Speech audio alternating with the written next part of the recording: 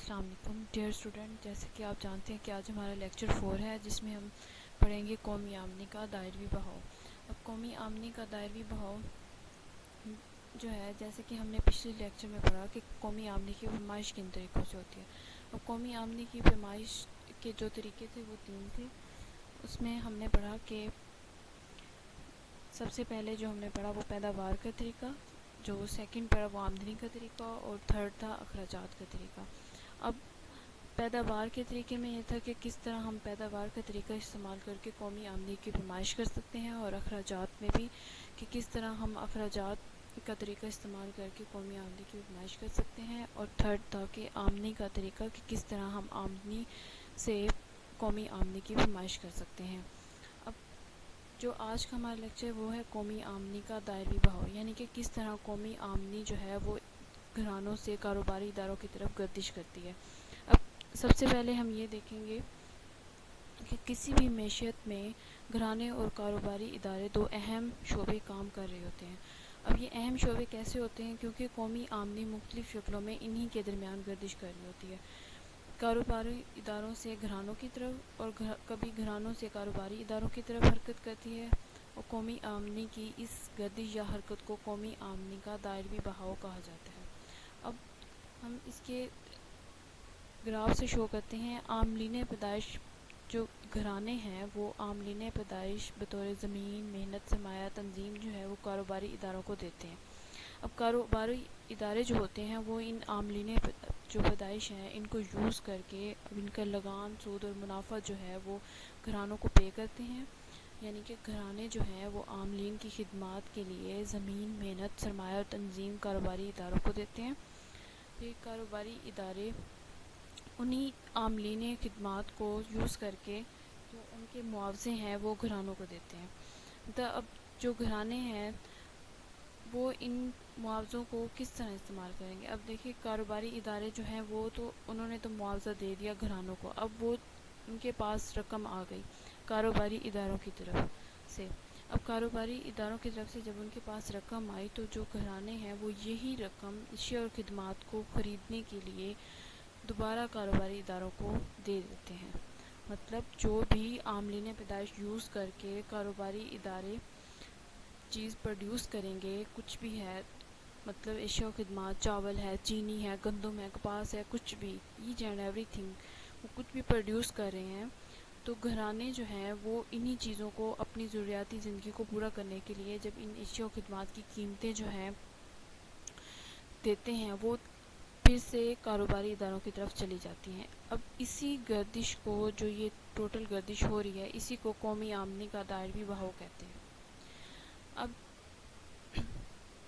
اس کے بعد ہے صرف، بچت اور سرمایہ کاری۔ اب صرف کیا ہے؟ صرف یہ ہے کہ آمدنی کا وہ حصہ جو صرفی اشیاء خدمات پر خرچ کیا جائے، یعنی کہ جتنی بھی آپ نے آمدنی کمائی ہے اس میں سے کچھ ایسا حصہ جو کہ آپ اشیاء و خدمات پر خرچ کرتے ہیں اپنی ضروریاتی زندگی کو پورا کرنے کے لیے، وہ آپ کا صرف کہلاتا ہے۔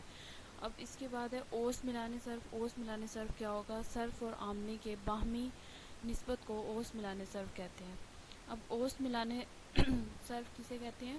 صرف اور آمدنی کے باہمی نسبت کو، یعنی کہ آپ نے کتنا صرف کیا اور کتنی آپ کی آمدنی ہے، جتنی آپ کی آمدنی ہے آپ اسی حساب سے ہی خرچ کریں گے نا، اس کے علاوہ اس سے زیادہ نہ اس سے کم آپ خرچ نہیں کر پائیں گے۔ اپنی ضروریاتی زندگی کو پہ جتنا بھی آپ خرچ کریں گے اپنی آمدنی کے مطابق، ان کی باہمی نسبت کو اوسط ملانے صرف کہتے ہیں۔ اب اوسط ملانے صرف جو ہے وہ کسی خاص عرصہ وقت میں صرف اور آمدنی کے باہمی تعلق کو ظاہر کرتی ہے۔ اوسط ملانے صرف کسی خاص عرصہ وقت میں صرف اور آمدنی کے باہمی تعلق کو ظاہر کرتی ہے۔ اب باہمی تعلق کیا ہوگا؟ اب یہاں پہ ایک فارمولا دیا گیا ہے، C is a function of Y، یعنی کہ کنزمپشن، اور صرف کو انگلش میں کہتے ہیں کنزمپشن۔ اب یہ فنکشن کس کا ہے؟ انکم کا۔ Y جو ہے وہ اس کو انکم سے ظاہر کریں گے۔ اب APC کیا ہے؟ APC ہے اوسط ملانے صرف۔ اوسط ملانے صرف کو کہتے ہیں ایوریج پروپینسٹی ٹو کنزیوم۔ اب ایوریج پروپینسٹی ٹو کنزیوم جو ہے وہ C/Y ہے۔ اب C کیا ہے؟ کنزمپشن، اور Y کیا ہے؟ انکم۔ اب اوس ملانے صرف جو ہے اسے کہتے ہیں کہ صرف اور آمدنی کی باہمی نسبت کو اوس ملانے صرف کہتے ہیں، یعنی کہ جتنا بھی آپ اپنی آمدنی کا حصہ صرف کر رہے ہیں اپنی اشیاء اور خدمات کو خریدنے پر یا ان اپنی خواہش کو پورا کرنے کے لیے۔ اس کے بعد ہے مختتم ملانے صرف۔ اب مختتم ملانے صرف کیا ہوگا؟ یہ ہے آمدنی میں تبدیلی سے صرف میں تبدیلی آتی ہے، یعنی جب آپ کی آمدنی تبدیل ہوگی تو آپ کا خرچ کرنے کا انداز بھی بدل جائے گا۔ مطلب آپ کی آمدنی میں 10% اگر کمی آئی ہے تو آپ کے خرچ میں بھی 10% کمی آ جائے گی۔ 10% نہ صحیح تو 5% تو ضرور۔ کیوں؟ کیونکہ آپ کو بیسک نیسیسٹی کی جو اشیاء ہیں وہ تو آپ کو ہر حال میں خریدنی ہی خریدنی ہے، چاہے آپ کی آمدنی زیادہ ہو یا کم ہو۔ اس کے بعد اب اس کا فارمولا ہے M P C equal to change in C, مطلب یہاں پہ تبدیلی کی بات کی ہے تو تبدیلی کو چینج سے ظاہر کریں گے۔ اب سی ہے، سی وہی صرف آ گیا کنزمپشن، اور وائی آمدنی کی بات ہو رہی ہے تو چینج ان وائی، یعنی کہ آمدنی میں تبدیلی سے صرف میں تبدیلی آتی ہے۔ بس صرف میں تبدیلی اور آمدنی میں تبدیلی کی باہمی نسبت کو مختتم ملانے صرف کہتے ہیں۔ اب ایم پی سی جو ہے یہ مختتم ملانے صرف کو ظاہر کر رہا ہے۔ اس کے بعد تیسرا ہے بچت۔ اب بچت آپ کے مائنڈ میں فوراً سے آیا ہوگا سیونگ۔ بچت سے مراد وہ قومی آمدنی کا وہ حصہ ہے جو صرف نہ ہو، مطلب جسے ہم کنزیوم ہی نہ کریں، جس کو ہم اپنی اشیاء اور خدمات پر خرچ ہی نہ کریں۔ بچت سے مراد قومی آمدنی کا وہ حصہ جس سے ہم اپنی اشیاء اور خدمات کو خریدنے کے لیے خرچ ہی نہ کریں، یہ ہوتی ہے ہماری سیونگ، یعنی کہ یہ ہمارے پاس بچت ہے۔ اب قومی آمدنی اور اخراجات کا فرق بچت کہلاتا ہے، یعنی کہ جتنی بھی قومی آمدنی ہمارے پاس انکم تھی پورے سال کی اور اس کے بعد جو بھی ہمارے اخراجات ہوئے ان دونوں کو جب آپس میں ختم کرتے ہیں، اپنی قومی آمدنی میں سے جتنے بھی ہمارے اخراجات ہوئے ہیں سال کے اندر ان کو جب ہم نکال دیتے ہیں تو پھر اس کے بعد جو ہمارے پاس انکم بچے گی وہ ہوگی بچت ہماری، یعنی کہ سیونگ ہوگی وہ ہماری۔ قومی آمدنی میں سے جو بھی ہم نے سال بھر میں اخراجات کیے ہیں ان کو جب ہم مائنس کر دیں گے، اس کو جب ہم اس میں سے تفریق کر دیں گے اپنی قومی آمدنی میں سے، تو جو ہمارے پاس رقم بچے گی وہ ہماری ہوگی سیونگ، یعنی کہ وہ ہماری بچت میں شمار ہوگی۔ اب اس کے بعد چلتے ہیں اوس ملانے بچت۔ اب آپ نے پیچھے پڑھا کہ اوس ملانے صرف کیا ہوتا ہے اور مختتم ملانے صرف کیا ہوتا ہے۔ اب اس میں ہم پڑھیں گے کہ اوس ملانے بچت، کیونکہ یہاں بچت کی بات ہو رہی ہے تو اب ہم دیکھتے ہیں کہ اوس ملانے بچت کیا ہوتی ہے۔ اب وہی چیز جیسے ہم نے پڑھا کہ صرف اور آمدنی کے باہمی نسبت کو اوس ملانے صرف کہا جاتا ہے، اب یہاں ہے بچت اور آمدنی کی باہمی نسبت کو اوس ملانے صرف کہا جاتا ہے، یعنی اوس ملانے بچت کہا جاتا ہے۔ اب اوس ملانے بچت خاص عرصہ وقت میں بچت اور آمدنی کے باہمی تعلق کو ظاہر کرتی ہے، یعنی کہ آپ نے جتنی بھی آپ کی بچت ہوئی اور آمدنی جو بھی آپ کو ایک سال میں حاصل ہوئی ان دونوں کی باہمی نسبت کو اوس ملانے بچت کہتے ہیں۔ اب اس کا فارمولا ہے اے پی ایس جو ہے اوس ملانے بچت کو ظاہر کر رہا ہے، اور ایس آپ کی جو بھی آپ کی سیونگ ہے، اور وائی جو ہے جتنی بھی آپ کی انکم ہے۔ اب اس کے بعد ہے مختتم ملانے بچت۔ بچت میں تبدیلی اور آمدنی میں تبدیلی کی باہمی نسبت کو مختتم ملانے بچت کہا جاتا ہے، یعنی کہ جتنی آپ کی آمدنی میں تبدیلی آئے گی آپ کی بچت میں بھی اسی طرح تبدیلی ہوگی، یعنی کہ اگر آپ کی آمدنی تبدیل ہو رہی ہے، آپ کی آمدنی بڑھ رہی ہے تو آپ کی بچت میں بھی اضافہ ہو رہا ہے، اگر آپ کی آمدنی میں کمی آ رہی ہے تو آپ کی بچت میں بھی کمی آ رہی ہے، کیونکہ اگر آپ کی آمدنی میں کمی آئی ہے تو آپ اس طرح سے سیو ہی نہیں کر پائیں گے۔ اب اس کا فارمولا ہے M P S equal to change in S over change in Y. اب چینج ان ایس جو ہے یہ کس کو ظاہر کر رہا ہے، یعنی کہ جتنی ہماری بچت میں تبدیلی ہو رہی ہے، چینج وہی آپ کے بچت تبدیلی کو ظاہر کر رہا ہے، اور ایس جو ہے وہ آپ کی بچت یعنی سیونگ کو ظاہر کر رہا ہے۔ اس کے بعد ڈیوائڈ کریں گے چینج، مطلب جو آپ کی آمدنی میں تبدیلی ہو رہی ہے، وائی آپ کی انکم یعنی کہ آمدنی کو ظاہر کر رہا ہے۔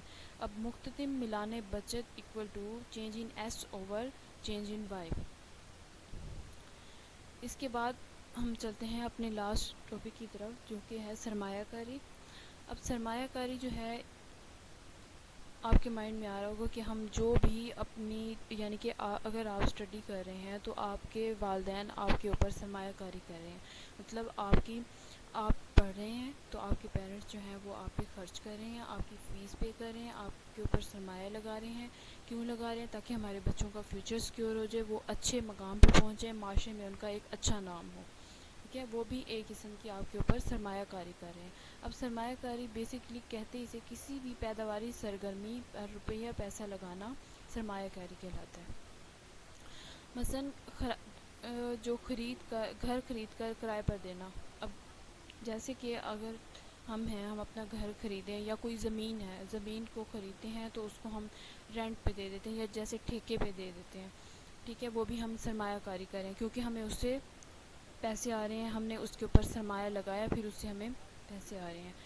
اس کے بعد اب معیشت کے حوالے سے دیکھیں تو اس میں یہ ہے کہ نئی اشیاء سرمایہ میں اضافہ کرنے کے عمل کو سرمایہ کاری کہتے ہیں۔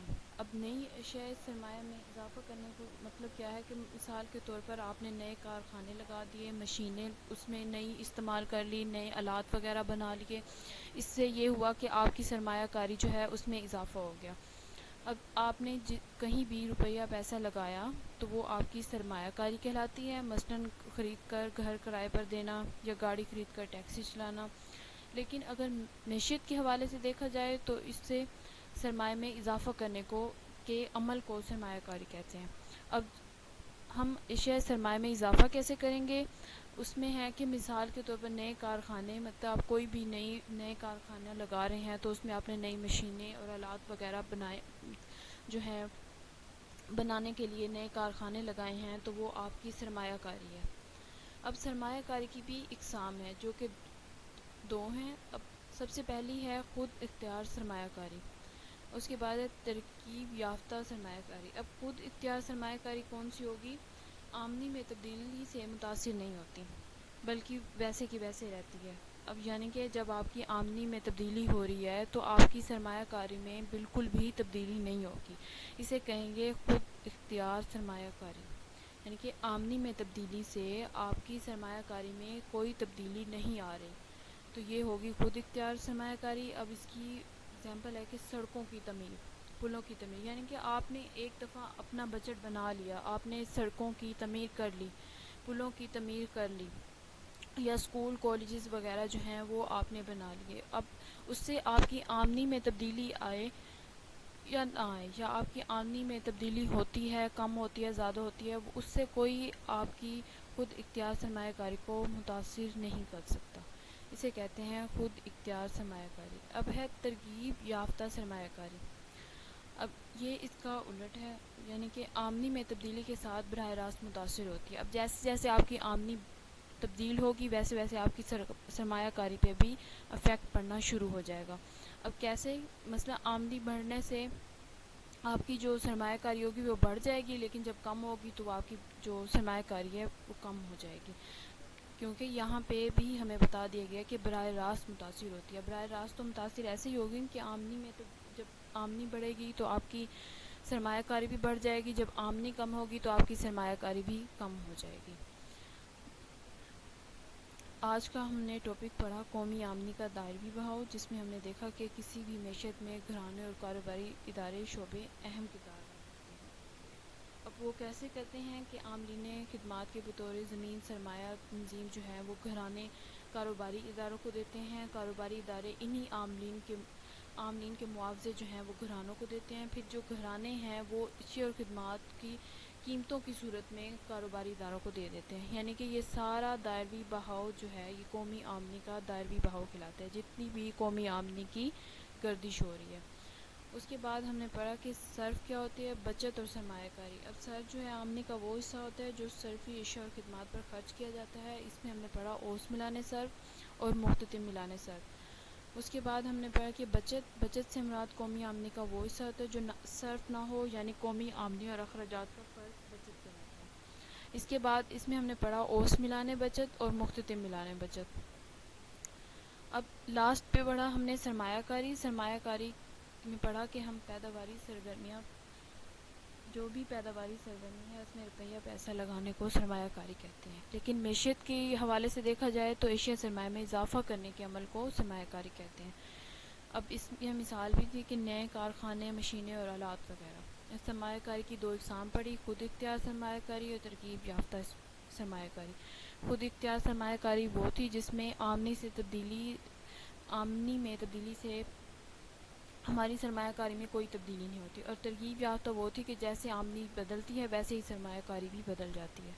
آئی ہوپ کہ آپ کو آج کا لیکچر اچھے سے سمجھ آ گیا ہوگا. Okay, thank you, best of look.